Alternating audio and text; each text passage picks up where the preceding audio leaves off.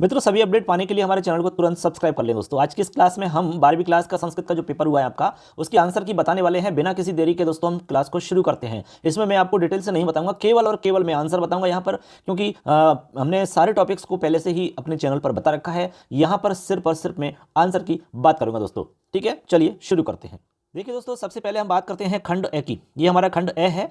इसमें देखिए वस्तुनिष्ठ प्रश्न है। तो पहला प्रश्न है, अनेजत इति पदम कस्य कृते प्रयुक्तम। अनेजत जो पद है वो किसके लिए यहाँ पर प्रयुक्त हुआ है? तो इसका जो आंसर होगा बच्चों वो होगा ए, यानी कि आत्मनः कृते। यानी आत्मनः कृते का मतलब आत्म तत्व के लिए ये प्रयुक्त हुआ है। ठीक है, आत्म तत्व इसका आंसर हो जाएगा। इसके बाद में अगला क्वेश्चन है बच्चों, गुरु दक्षिणार्थी कह आसीत। गुरु दक्षिणार्थी कौन था? तो यहाँ पर आंसर हो जाएगा हमारा दोस्तों, मैं डायरेक्ट आंसर बता रहा हूँ, कौत्स है। यहाँ पर गुरु दक्षिणार्थी कौन था? कौत्स था। ठीक है, ऐसे अगला क्वेश्चन देखते हैं। देखिए अगला क्वेश्चन है हमारा क्वेश्चन नंबर 3 है, कर्म गौरवम इति पाठ है कुतः संकलितः। कर्म गौरव पाठ आपका कहाँ से संकलित है? तो इसका आंसर हो जाएगा बच्चों, बताइए। इसका राइट आंसर है हमारा द, यानी श्रीमद् भगवत गीता से यह पाठ आपका लिया गया है। कर्म गौरव पाठ आपका कहाँ से लिया है? श्रीमद् भगवत गीता से लिया गया है। अगला क्वेश्चन है 4 नंबर, मनसी वचसी काये पुण्य पीयूष पूर्णाः के भवंती। बताइए कौन होते हैं ये, किसके लिए आया है? तो इसका राइट आंसर हो जाएगा से, यानी कि जो संत हैं वो मनसी वचसी काये, यानी मन वाणी और शरीर। ठीक है, और पुण्य पीयूष पूर्णा भवंती, यानी ये संत लोग होते हैं ना, ये संत लोगों के विशेषण हैं, ऐसे आप समझ सकते हैं। तो आंसर हो जाएगा हमारा संत है। अगला क्वेश्चन है 5 नंबर, योगांगानी कति भवंती। योग के अंग कितने हैं? बताइए भैया, योग के अंग कितने हैं? तो उत्तर हो जाएगा अष्टौ। योग के अंग 8 हैं। कितने हैं? टोटल 8 अंग हैं। आगे चलिए, पावका इति पदे कह गण है। पावका में आपको गण बताना है। पावका देखिए सिंपल है, पावका तो आप लगा सकते हैं, पा हमारा एस आएगा, यहाँ पर आई आएगा, यहाँ पर एस आएगा। तो ये देखिए एस आई एस बन गया, तो इसका मतलब बन गया आपका राजभा। ऐसे आप याद रख सकते हैं, राजभा, ऐसे आप समझ सकते हैं राजभा। तो इसका मतलब रगण हो गया। ये आपका राइट आंसर हो जाएगा रगण। क्या हो जाएगा बच्चों? रगण। इस तरह से हम इसको देख सकते हैं। आगे चलिए, क्वेश्चन है बच्चों देखिए 7 नंबर, उपमानोपमेयो अवेद है कुत्र भवति। उपमानोपमेय जो है इन दोनों के अंदर अभेद कहाँ होता है? अभेद बताइए। तो सिंपल है, इसका जो आंसर होगा वो होगा रूपक। रूपके तद्रूपकम अवेदो या उपमानोपमेयो। अभेद आरोप होता है बच्चों रूपक के अंदर। क्या होता है? अभेद आरोप कहाँ होता है? रूपक अलंकार के अंदर होता है। जैसे आपने रामलीला में देखा होगा, कोई राम जी का रोल कर रहा है, कोई रावण का रोल कर रहा है। अब वो वास्तव में राम या रावण तो नहीं है, उन्होंने अभेद आरोप किया हुआ है। ठीक है, ऐसे तो यहाँ पर होता है हमारा रूपक अलंकार। एक प्रकार से उन्होंने रूप को धारण किया हुआ है। आगे चलिए, आगे है हमारा आ दा प्लस ल्यप इत्यत्र किम पदम भवति। यहाँ पर देखिए आंग हमारा उपसर्ग है बच्चों, आंग। इसके बाद में हमारी दा धातु है और ल्यप हमारा प्रत्यय है। इन सबको जोड़ेंगे तो हमारा बन जाएगा आदाय। क्या बनेगा बच्चों? आदाय। क्लियर? आगे चलिए, अब आगे चलिए बच्चों, देखिए हमारा अगला क्वेश्चन है, वागभूषणम इत्यत्र कह संधि किम च सूत्रम। यहाँ पर आपको जो हमारा वागभूषणम शब्द है, यहाँ आपको संधि बतानी है और सूत्र बताना है। तो इसका राइट आंसर हो जाएगा जस्व संधि और सूत्र हो जाएगा झलाम जशोन्ति। ठीक है, क्योंकि यहाँ पर वाक धन भूषण होगा, वाक धन भूषणम, ऐसे हमारा ये बनता है। तो यहाँ पर कै की जगह गे हो जाएगा, मतलब तीसरा अक्षर हो जाएगा। और तीसरा अक्षर केवल जस्व संधि में होता है, क्योंकि तीसरा अक्षर को जश कहते हैं। ऐसे आप समझ सकते हैं। आगे चलिए, तो इस तरह से बच्चों हमारा पहला प्रश्न कंप्लीट हो जाता है ए भाग का, यानी कि भाग ए मतलब पार्ट ए जो था, खंड ए, उसका पहला सवाल हमारा पूरा हो जाता है। अब चलते हैं क्वेश्चन नंबर 2 पर। चलिए अब देखिए बच्चों, क्वेश्चन नंबर 2 हमारा आ चुका है, रिक्त स्थानानि पूर्यता। रिक्त स्थान की पूर्ति करनी है। उचित उपपद विभक्ति लिखत। उचित उपपद विभक्ति आपको लिखनी है। तो यहाँ पर देखेंगे आप, पहला सवाल है खाली जगह प्रति कह क्षत्रिय और पुस्तक में लिखा हुआ है महाराज। अब यहाँ पर आपको देखना है बच्चों, प्रति है तो प्रति के योग में हमेशा द्वितीय विभक्ति होती है, इसलिए आपको यहाँ पर लिखना होगा महाराजम। क्या लिखना होगा बच्चों? महाराजम। इस तरह से आपका ये सही हो जाएगा। ठीक है, महाराजम प्रति कह क्षत्रिय। इसके बाद में अगला है हमारा खाली जगह तुल्यम औदार्यमस्ति और कोष्टक में है विक्रम। ये तो आपका पाठ है ना, उसी पाठ का नाम है बच्चों, विक्रमस्य तुल्यम औदार्यमस्ति। ठीक है, उसी में से ये लाइन है आपकी। तो आप यहाँ लिखेंगे विक्रमस्य तुल्यम औदार्यमस्ति, विक्रम के समान उदारता है। तो विक्रमस्य तुल्यम आएगा। क्या आएगा? विक्रमस्य। ठीक है, आप यहां पर लिख देंगे विक्रमस्य। आगे चलो, आगे है सीता खाली जगह सह वनम एगच्छत। ठीक है, सीता साथ वन को गई। अब कोष्टक में निकला राम, तो स के योग में हमेशा तृतीया आती है बच्चों, तो राम में तृतीया लगा देंगे, बन जाएगा रामेण। ऐसे तो बन जाएगा सीता रामेण सह वनम एगच्छत, सीता राम के साथ वन को गई।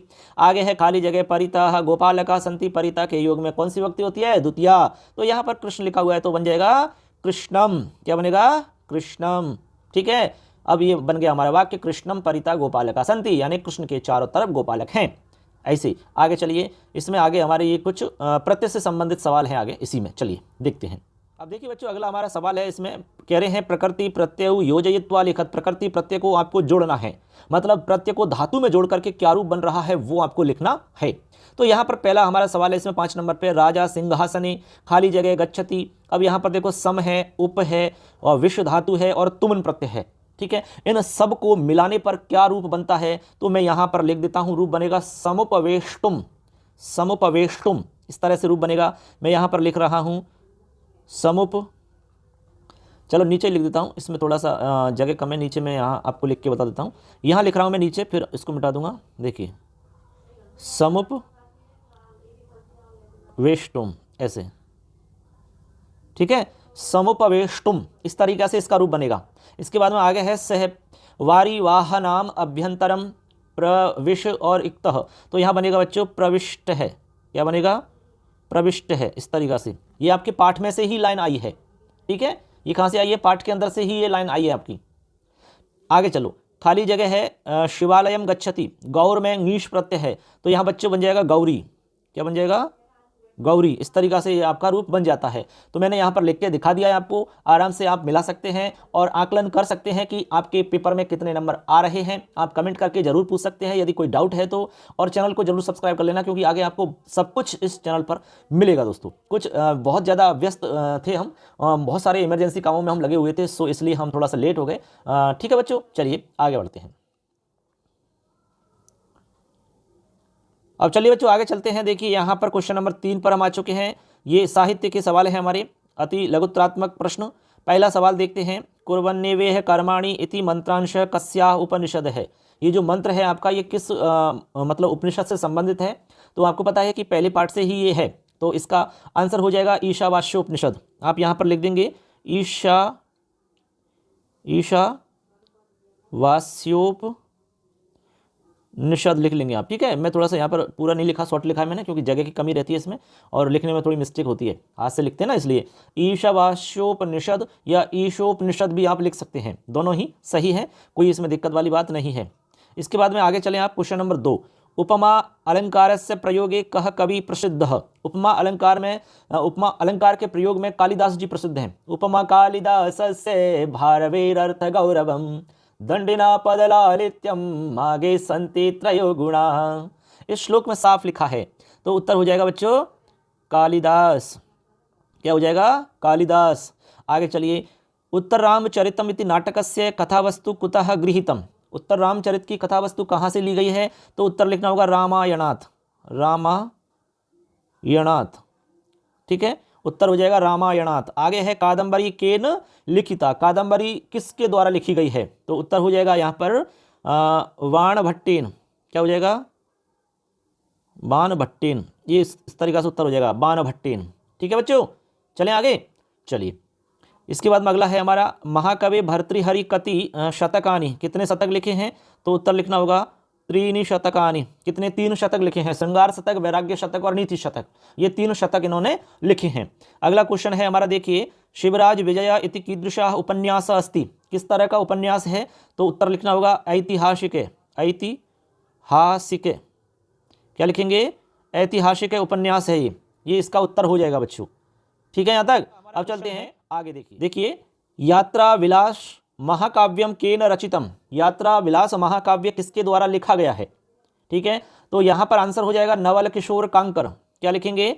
नवल किशोर कांकर। इस तरीका से आपको लिखना होगा कांकर। ठीक है, ये उत्तर हो जाएगा। समझ गए बच्चों? ये कै है, यहाँ पर कांकर, इस तरीक़ा से नवल किशोर कांकर इसका राइट आंसर है। ठीक है, इसके बाद में अगला सवाल है मानवंश महाकाव्यम केन लिखितम। मानवंश महाकाव्य किसके द्वारा लिखा गया है? तो इसका उत्तर हो जाएगा पंडित सूर्य नारायण शास्त्री। क्या होगा बच्चों? सूर्य नारायण शास्त्री। ठीक है, इसके बाद में अगला है वैदिक कोशः इति ग्रंथम कह रचितवान। किसके द्वारा लिखित है ये वैदिक कोश ग्रंथ? इसमें बच्चे बहुत ज़्यादा कन्फ्यूजन में हैं, तो इसका राइट आंसर है बच्चों, एकदम करेक्ट बता रहा हूँ मैं, पंडित मधुसूदन ओझा। क्या आंसर होगा? पंडित मधुसूदन ओझा इसका राइट आंसर हो जाएगा। पंडित मधुसूदन ओझा इसका करेक्ट आंसर है। अगला हमारा लास्ट है, इसमें आदर्श रमणीयति उपन्यास केन रचितः। तो इसका राइट आंसर क्या होगा बताइए फटाफट। तो इसका राइट आंसर हो जाएगा भट्ट मथुरा नाथ शास्त्री। मैं यहाँ नीचे लिख रहा हूँ, ठीक है, भट्ट मथुरा नाथ। ठीक है, भट्ट मथुरा नाथ शास्त्री और आपको लिख देना है। तो इस तरीका से हमने सारे ही क्वेश्चनों के आंसर आपको अच्छे से समझा दिए हैं। अब चलते हैं आगे। हमारा अगला क्वेश्चन है ख, अधोलिखित पदानाम सूत्रोल्लेख पूर्वक हम संधि विच्छेदम कुरुतः। आपको यहाँ पर संधि विच्छेद करना होगा। पहला है दैत्यारी। तो दैत्यारी में क्या करना होगा? दैत्य धन अरि। क्या करना होगा? दैत्य धन अरि ही, ये हो जाएगा दैत्य धन अरि ही। अब सूत्र उल्लेख करें तो सूत्र का हो जाएगा आपका यहाँ अकह सवर्णे दीर्घ, अकह सवर्णे दीर्घ है। ठीक है, ऐसे आप लिख देंगे अकह सवर्णे दीर्घ। ठीक है, इसके बाद में आगे देखो, इसको मैं मिटा देता हूं क्योंकि एक तो हमारा क्लियर हो गया है। इसके बाद में अगला सुने आप, अगला देखें यहाँ पर कर्मणैव। तो इसका बनेंगे, अब देखिए क्या बनेगा, कर्मणैव का बनेगा कर्मणा धन एव। ठीक है, यहाँ पर क्या हो जाएगी? वृद्धि संधि हो जाएगी बच्चों। क्या हो जाएगी? वृद्धि संधि। तो वृद्धि संधि का सूत्र आप लिखेंगे यहाँ पर वृद्धि रेचि। क्या लिखेंगे? वृद्धि रेचि आपको लिखना है। क्या लिखना है? वृद्धि रेचि। बहुत सारे बच्चों ने वृद्धिरादेश लिख दिया जो कि गलत है, क्योंकि वृद्धिरादेश वृद्धि संज्ञा करता है, जबकि यहाँ पर हमें कौन सा सूत्र लिखना है? जो संधि करता हो। तो वृद्धि रेचि संधि करता है। ठीक है, ऐसे। इसके बाद में आगे चलो, इसको मैं मिटा देता हूं। इसके बाद में तीसरा उदाहरण है हमारा जनयेद अज्ञानम। तो यहां पर सिंपल है, लिखेंगे जनयेत। क्या बनेगा? जनयेत धन अज्ञानम। इस तरीका से इसका विच्छेद होगा बच्चों। तो जनयेत, तो जनयेत है, तो यहां पर क्या करेंगे? सिंपल तय का दय हो जाएगा, यानी कि जस्प संधि हो जाएगी। कौन सी संधि हो जाएगी? जस्प संधि। ठीक है, तो यहां पर आप लिखेंगे सूत्र झलाम जशवंते। क्या लिखेंगे? झलाम जशवंते। ये आपको वहां पर मिला होगा, किसमें? वाकभूषणम, जो आपसे पूछा गया ना उदाहरण वस्तुनिष्ठ में, उसमें भी ये सूत्र लिखा है आपका, झलाम जशवंते। इस तरीका से ये हमारा क्वेश्चन कंप्लीट हो जाता है और इसी के साथ में हमारा खंड ए पूरा हो जाता है। अब चलते हैं खंड बे की तरफ। हम आ चुके हैं। देखो, बे के अंदर हमारा चौथा सवाल है।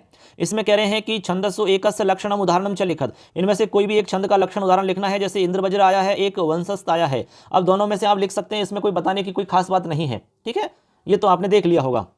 अब देखो आगे हमारा 5 नंबर है। ये कह रहे हैं कि अधोलिखित श्लोकांशश्च गणचिन्हम प्रदर्शयन छंदसा नामोल्लेखम कुरुतः। यहाँ पर गणचिन्ह आपको लगाने हैं, उसके बाद में आपको क्या करना है? इसमें नाम भी बताना है कौन सा छंद है। तो यहाँ पर मैं गणचिन्ह आपको लगा कर दिखा देता हूँ। इसको थोड़ा मैं झूम कर लेता हूँ, जिससे कि आराम से हमें दिखने में आ जाएगा और आराम से हमारे लिए समझ में भी आ जाएगा। ये देखिए, मैं इस पंक्ति में आपको गणचिन्ह लगा के बता रहा हूँ, जिससे कि आराम से आप समझ पाओगे, कोई दिक्कत नहीं आएगी। देखो, त्वमेव माता च पिता त्वमेव, इसमें कैसे लगाएंगे? तो यहाँ लगाएंगे ISI, इसके बाद में SSI, फिर ISI, फिर SS। ये SS इसलिए आया क्योंकि आवश्यकता के हिसाब से हम लास्ट में गुरु को लघु भी मान सकते हैं और लघु को हम गुरु भी मान सकते हैं। अब आप देख सकते हैं ISI, SSI और ISI। ठीक है, ये हमारे इसमें 3 गण बन रहे हैं। कितने? 3। तो ये इसमें उपेंद्र वज्रा हमारा छंद हो जाएगा बच्चों। कौन सा हो जाएगा? उपेंद्र वज्रा। आप लिख देंगे उपेंद्र वज्रा छंद हो जाएगा। ठीक है, ऐसे। क्लियर है? इस तरीका से आपको चिन्ह लगाने हैं और नाम लिखना है उपेंद्र। अब देखिए बच्चों, क्वेश्चन नंबर 6 पर हम आ चुके हैं। यहाँ कह रहे हैं कि अधोलिखितयो अलंकारयो कस्यचित् एकस्य लक्षणम उदाहरणम लिखत। अब इनमें से आपको यमक और अतिशयोक्ति दिया हुआ है, किसी एक का आपको लक्षण उदाहरण लिखना है। यानी लक्षण भी लिखना है आपको और लक्षण के अलावा आपको उदाहरण भी लिखना है। ये 2 चीज़ आपको लिखनी है, चाहे कोई भी जो भी आपको आ रहा है। यमक का लिख सकते हो, अतिशयोक्ति का लिख सकते हो। ठीक है, आगे चलिए। अब देखिए बच्चों, यहाँ पर हमारा अगला क्वेश्चन आ चुका है 7 नंबर। कह रहे हैं कि अधोलिखित श्लोकस्य अलंकारस्य लक्षणम लिखत। यहाँ पर जो उदाहरण दिया हुआ है इसमें आपको ये बताना है कि कौन सा अलंकार है। तो अलंकार का नाम लिखेंगे। तो यहाँ पर बच्चों अन्योक्ति अलंकार है। कौन सा है? अन्योक्ति अलंकार है। कौन सा? अन्योक्ति। अब यहाँ पर कह रहे हैं कि जो अलंकार है उस अलंकार का लक्षण लिखना है। तो यहाँ पर कुल मिला के अन्योक्ति अलंकार का लक्षण आपको लिखना होगा।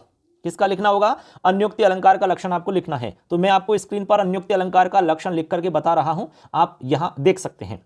ठीक है, देखिए ये हमारा अन्योक्ति अलंकार का लक्षण है। यदि आपने इसको सही लिखा है तो आपको नंबर मिल जाएंगे और नहीं लिखा है तो नंबर नहीं मिलेंगे। ठीक है, तो आपने स्क्रीन पर देख लिया होगा अन्योक्ति अलंकार का ये हमारा लक्षण है। अब चलिए देखिए हमारा क्वेश्चन आ गया है 8 नंबर। कह रहे हैं अधोलिखित श्लोकस्य अन्वयम लिखत। इसका अन्वय आपको लिखना होगा। ठीक है, विपदि धैर्य मथाभ्युदय क्षमा सदसी वाकपटुता युधि विक्रमा यशसी चाविरुचिर व्यसनम श्रुत प्रकृति सिद्धमिदम ही महात्मनाम। इसका आपको क्या लिखना होगा? अन्वय लिखना है। तो इसका सबसे सरल अन्वय है, एकदम सिंपल है। इसमें जिस तरीका से लिखा हुआ है उसी तरीका से आपको लिखना है, थोड़ा सा चेंज करना है बस। आपको लिखना है विपदि धैर्यम। ठीक है, ऐसा लिख देंगे। इसमें यह ध्यान रखना है कि अन्वय करते समय जो जहां पर पद को तोड़ा जा सकता है वहां तोड़ना होता है, यानी कि संधि विच्छेद करना जरूरी है। तो यहाँ लिखेंगे विपदि धैर्यम, इसके बाद में लिखेंगे अथ अभ्युदय, उसके बाद में लिखेंगे क्षमा सदसी। ठीक है, वाकपटुता, क्षमा सदसी वाकपटुता युधि विक्रमः। इसके बाद में लिखेंगे यशसी च अभिरुचि। फिर लिखेंगे श्रुतहु व्यसनम, यहाँ लिखेंगे श्रुतहु व्यसनम। इसके बाद में लिखेंगे यहाँ लिखेंगे इदम महात्मनाम, इदम महात्मनाम ही प्रकृति सिद्धम। इस तरीका से हमारा अन्वय हो जाता है। इसमें कोई ज़्यादा बताने की आवश्यकता नहीं है, मैंने बोल के बता दिया है। यदि आपने इस तरीका से लिखा है और थोड़ा बहुत इधर उधर हो गया तो कोई बड़ी बात नहीं है, आपको नंबर मिल जाएंगे। ठीक है, कोई दिक्कत नहीं है। चलिए अगला क्वेश्चन है हमारा 9 नंबर। 9 नंबर में क्या है? अधोलिखित शब्दानाम अर्थम लिखत। यहाँ पर अर्थ लिखना है। पहला शब्द है जबीये। जबीये का अर्थ क्या होता है बताइए? वेगवान। क्या होता है बच्चों? वेगवान, ऐसे।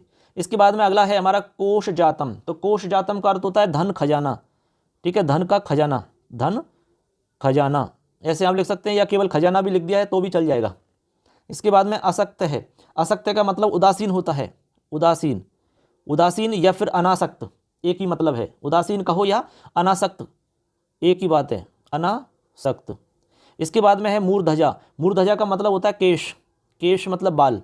ठीक है, केश। तो इस तरीका से आप इनका अर्थ लिख देंगे, यानी कि आपने लिख दिया होगा। यदि आपने सही लिखा है तो आपको 2 नंबर पूरे मिल जाएंगे, और नहीं लिखा है तो आपको नंबर पूरे नहीं मिल पाएंगे। चलिए अगले क्वेश्चन पर चलते हैं बच्चों। अब देखिए बच्चों, यहाँ पर 10 नंबर क्वेश्चन है हमारा हिंदी भाषायाम सप्रसंग भावार्थम लिखत। हिंदी भाषा में आपको भावार्थ लिखना होता है, तो यहाँ कोई प्रॉब्लम नहीं है। कर्मण्येवाधिकारस्ते मा फलेषु कदाचन, आपका जो कर्म गौरवम पाठ है उसमें से लिया गया है।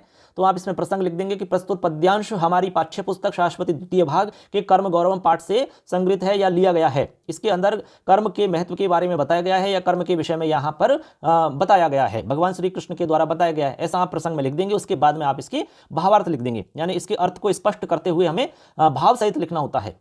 ठीक है, ऐसे लिख देंगे, इसमें कोई दिक्कत नहीं, आपने लिख दिया होगा। आगे चलिए, अब आगे यहाँ पर आपको अपठित गद्यांश दिया हुआ है बच्चों। अपठित गद्यांश आपने पढ़ लिया होगा। मैं यहाँ पर पढ़ने में समय खराब नहीं कर रहा, मैं डायरेक्ट इसमें प्रश्नों पर जा रहा हूं। आप इसमें देख लेना, मैं प्रश्न बता रहा हूं सीधे। चलिए देखिए, हमारा 11 नंबर का क्वेश्चन है बच्चों, एक पदेन उत्तरम, यानी एक पद में आपको उत्तर देना है। तो मैं आपको सीधे आंसर ही बताऊंगा।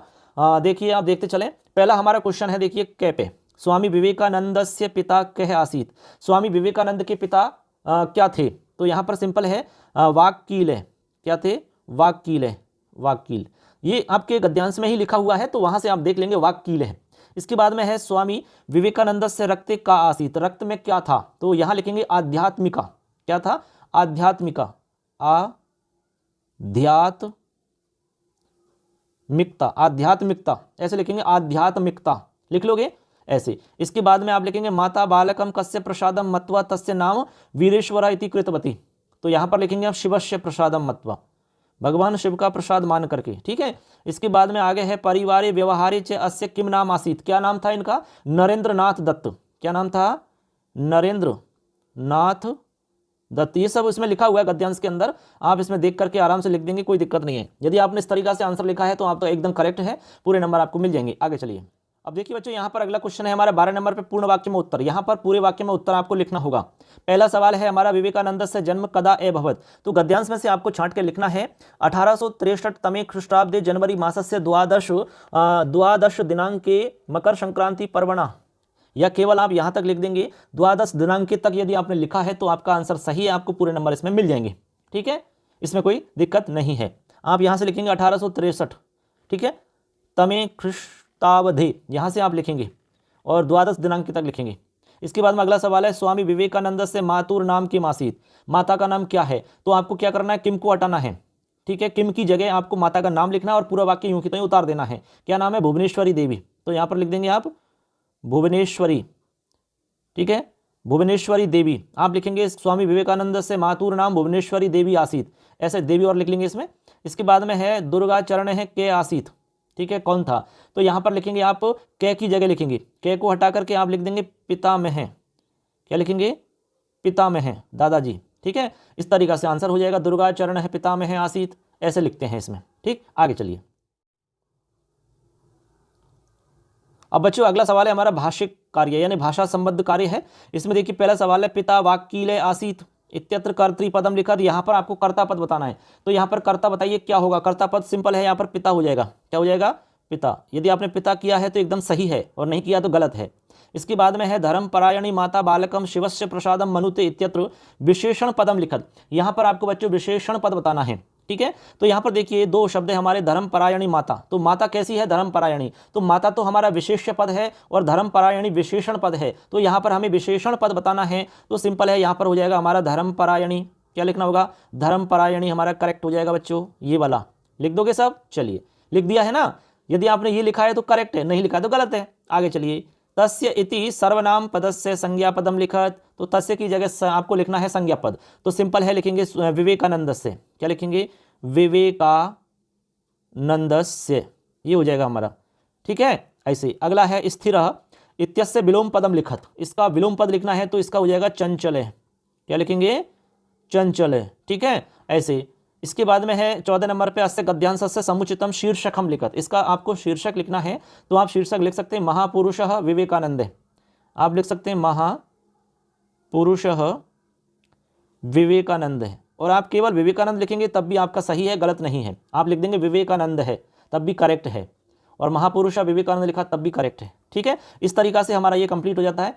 इसी के साथ में हमारा खंड ब कंप्लीट हो जाता है। अब चलते हैं खंड से की तरफ। चलिए, अब देखिए बच्चों, खंड से पर हम आ चुके हैं। क्वेश्चन नंबर 15 की हम बात कर रहे हैं। यहाँ पर हमारे सामने आज आ गया है पठित गद्यांश, और पठित गद्यांश आपकी किताब से ही आया है। आपको पता होगा कहाँ से आया है। तो इसमें हम समय खराब नहीं कर रहे हैं, सीधा हम आपको आंसर बता रहे हैं। चलिए देखिए, पहला क्वेश्चन है हमारा इसमें, कह अस्तम जिगमिषुः एक पदेन उत्तर। तो सिंपल बात है, भगवान भास्कर है, उत्तर हो जाएगा भास्कर है। लिख देंगे यहाँ भगवान भास्कर है, या केवल भास्कर है लिख दिया तब भी करेक्ट है, कहीं दिक्कत नहीं है, एक नंबर पक्का है। इसके बाद में है नीरेशु के प्रतिनिवर्तन्ते कौन? तो यहाँ उत्तर लिखेंगे आप कलविंका। क्या लिखेंगे? कलविंका। इस तरीका से आप लिख देंगे बच्चों। ठीक है, कलविंका लिख देंगे। इसके बाद में अगला है, कहानी श्यामताम कलयंती।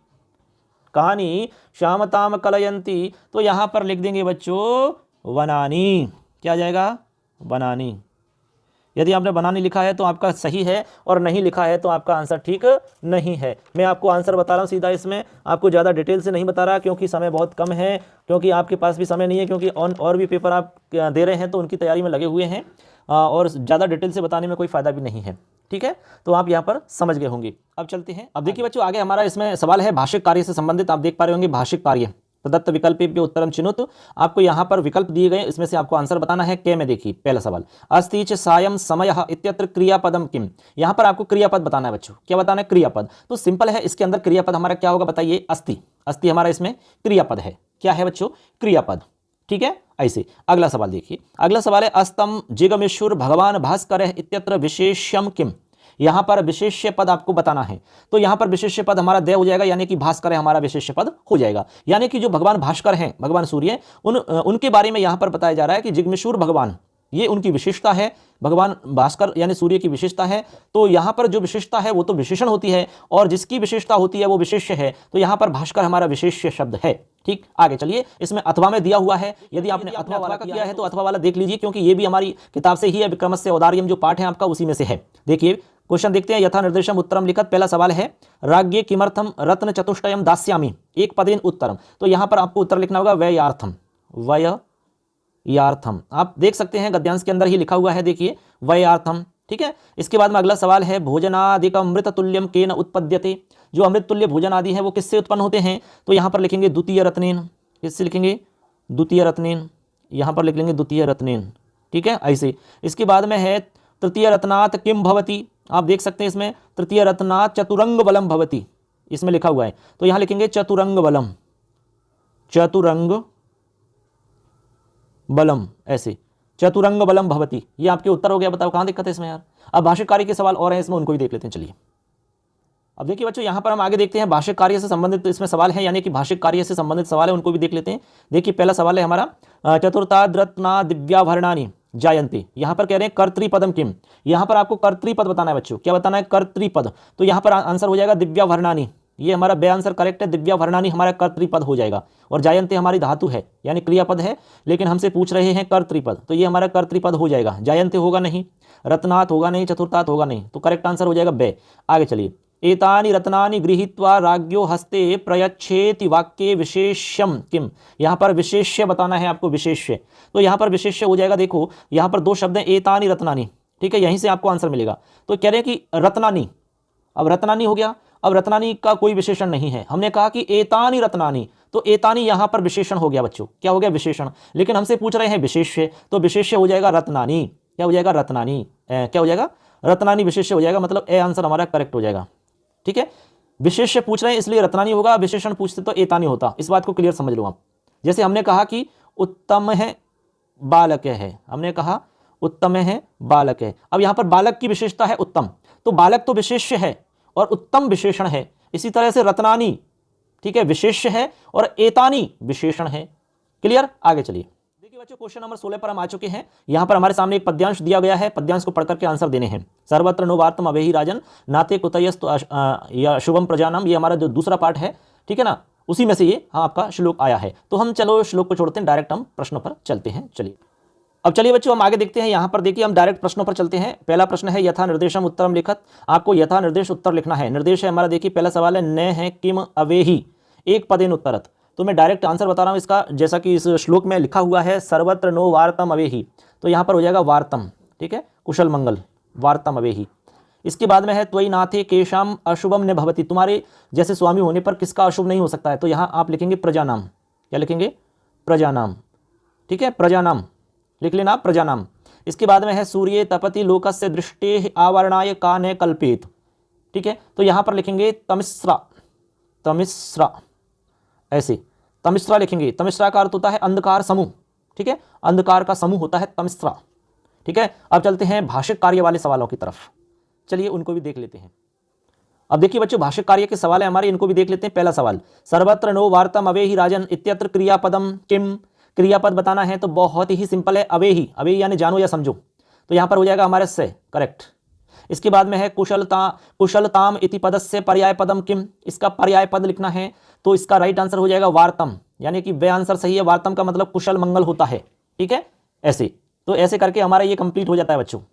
अथवा में और इसमें दिया हुआ है, यदि किसी ने ये नहीं किया है और अथवा वाला किया है तो उनके लिए भी मैं आंसर बता रहा हूं। चलिए तो देखिए बच्चों, ये हमारा श्लोक है। देखो स्वायत्तम एकांत गुणम विधात्रा, इसके प्रश्न हैं, उन प्रश्नों की तरफ हम चलते हैं सीधे। देखिए पहला सवाल है हमारा स्वायत्तम एकांत गुणम केन विनिर्मितम। ठीक है, तो इसका जो आंसर होगा वो होगा आपका विधात्रा।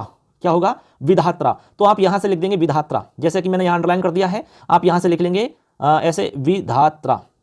ठीक है, केन को हटा के विधात्रा लिख देंगे और एक पद में लिखना है तो केवल विधात्रा लिख देंगे, आंसर हो गया। इसके बाद में आगे है मौनम केशाम समाजे अपंडिता नाम विभूषणम भवति। तो यहां पर आपको लिखना होगा सर्वविदाम समाजे। ये देखिए यहां आपको ये लिखना होगा सर्वविदाम समाजे, ये हमारा करेक्ट आंसर हो जाएगा। सर्वविदाम समाजे लिखना है, विद्वानों के समाज में। इसके बाद में आगे है अज्ञतायाः छादनम एकांत गुणम किम। बताइए, यानी मूर्खता का आवरण एकांत गुणकारी क्या है, तो इसका आंसर हो जाएगा मौनम। क्या हो जाएगा? मौनम। मौनम आंसर हो जाएगा इसका, क्योंकि लिखा है ना विशेषता सर्वविदाम समाजे विभूषणम मौनम अपंडितानाम। मौन ही अपंडितों के लिए आभूषण है, ऐसा कहा गया है। समझ गए बात को? तो आंसर होगा मौनम। क्लियर? अब चलते हैं भाष्य कार्य वाले सवालों की तरफ। चलिए, तो भाष्य कार्य और देखेंगे आप, तो इसमें भाष्य कार्य हो जाएगा हमारा क्या है, विधात्रा स्वायत्तम एकांत गुणम मौनम विनिर्मितम इत्यत्र क्रियापद बताना है आपको। इस वाक्य में क्रियापद कौन सा है? तो सिंपल है, यहाँ क्रियापद हो जाएगा विनिर्मितम। तो हमारा से आंसर करेक्ट हो जाएगा बच्चों। कौन सा हो जाएगा? से आंसर हमारा एकदम करेक्ट हो जाएगा। इसके बाद में अगला है पंडिता नाम इत्यस्य विलोम पदम। इसका विलोम पद ए पंडिता नाम हो जाएगा, ए हो जाएगा। कितना आसान है, आराम से कर सकते हो, इसमें कोई गलती नहीं होनी चाहिए आपकी। ठीक, आगे चलिए, अब क्वेश्चन नंबर 17 पर चलते हैं और ये है हमारा नाट्यांश से संबंधित। चलिए देखिए, अब देखिए बच्चों, ये हमारा जो 17 नंबर का क्वेश्चन है वो कह रहा है कि अधोलिखित नाट्यांशम पठित्वा प्रश्नानाम उत्तराणि यथा निर्देशम लिखत। ये आपको पता है योगा से वैशिष्टम जो हमारा पाठ है उसमें से आया है ये। ठीक है, इसमें कोई दिक्कत नहीं है, बिल्कुल सब कुछ ओके है। हम डायरेक्ट प्रश्नों पर चलते हैं। चलिए, अब चलिए बच्चों आगे देखते हैं, इसमें डायरेक्ट हम सवालों की तरफ चल रहे हैं। सवाल देखते हैं। देखिए, पहला सवाल है यथा निर्देशम उत्तरम लिखत। यथा निर्दिष्ट आपको उत्तर देने हैं। पहला सवाल है स्वप्निलस्य केशाम फलम ज्ञातुम महति उत्कंठा वर्तते। जो स्वप्निल थी, ठीक है, किसके फल के बारे में जानने की उसकी महती उत्कंठा थी। तो ये आंसर हो जाएगा योगांगा नाम। योगांगा नाम आप लिख लेना इसमें से देख के। ठीक है, इसके बाद में अगला है यमाहा कति। यम कितने हैं? तो ये आपको लिखना होगा पंच। यम पंच है, आपका जो पेपर है उसी में लिखा हुआ है। यम के नीचे 5 नाम लिख रहे हैं, अहिंसा, सत्यम, अस्तेयम, ब्रह्मचर्यम, अपरिग्रह, ये 5 यम हैं। इसके बाद में है वीर्य लाभ कुत्र भवति। वीर्य लाभ कहाँ होता है? तो इसकी आपको लाइन मिलेगी इसमें। देखिए, ब्रह्मचर्य के आगे लिखा हुआ है ब्रह्मचर्य प्रतिष्ठायाम वीर्य लाभ है। ये इसका राइट आंसर हो जाएगा। ठीक है, ऐसे आप लिख देंगे। मैं इसको दिखा भी देता हूं आपको। चलिए, इसी में लिखा हुआ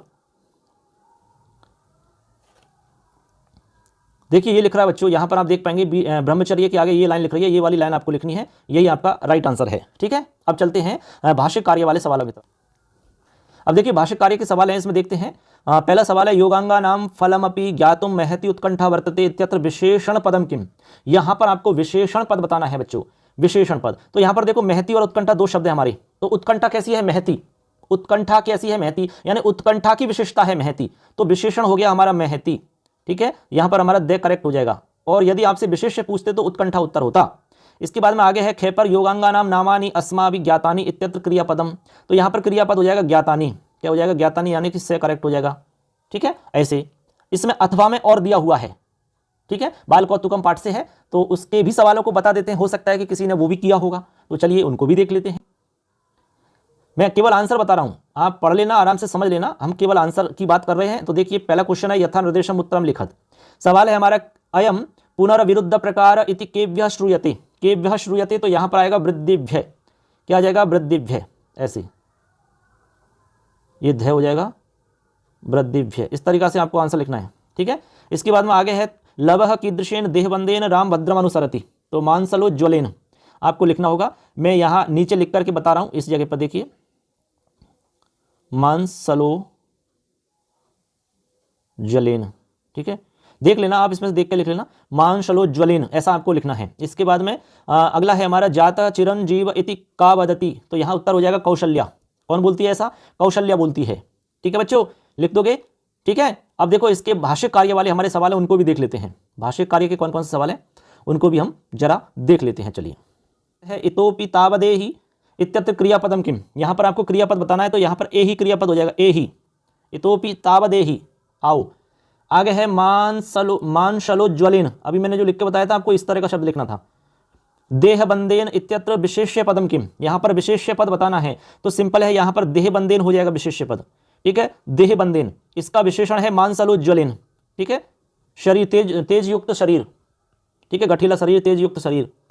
तो ये हमारा क्या हो जाएगा बच्चों? देहबंदेन करेक्ट हो जाएगा, विशेष्य पद है ये। आगे चलिए, अब चलते हैं हम दे की तरफ, यानी कि खंड दे बचा हुआ है हमारा, बस लास्ट है। चलो उसको भी देख लेते हैं। अब चलिए बच्चों, हम देखते हैं आगे। देखिए, यहां पर हम आपको बता रहे हैं खंड दे, यानी कि हमारा लास्ट खंड है, इसको भी हम जान लेते हैं। चलिए देखिए, इसमें हमारा 18 नंबर का क्वेश्चन है रेखांकित पदेशु प्रश्न निर्माणम कुरुता, यानी कि आपको केशांचित चतुर, यानी कि कोई 4 करने हैं इनमें से। ठीक है, चलिए हम एक एक को दिखा देते हैं आपको कैसे आपको करना है, सबको बता रहे हैं आपको, आराम से आप देख लेना। देखो, पहला है हमारा उत्तर रामचरितमिति नाटकस्य रचयिता भवभूति। तो यहां पर आपको लिखना होगा कह। ठीक, इसके बाद में दूसरा है लवह राम भद्रम अनुसरति। तो यहां पर आपको लिखना होगा कम कम। इसके बाद में है हमारा स चपलः दृश्यते। तो यहां लिखना होगा कह। इसके बाद में है अकर्मणः कर्मज्याया। अकर्म करने से कर्म श्रेष्ठ है। तो यहां पर आपको लिखना होगा बच्चों कस्मात्। कस्मात् आपको लिखना होगा, क्या लिखना होगा? कस्मात्, क्योंकि ये पंचमी का रूप है। इसके बाद में है श्री नायारस्य राज्येन स कश्चित संपर्क नास्ति केन। तो यहां पर राज्येन के साथ में लिखेंगे केन। क्या लिखेंगे, केन।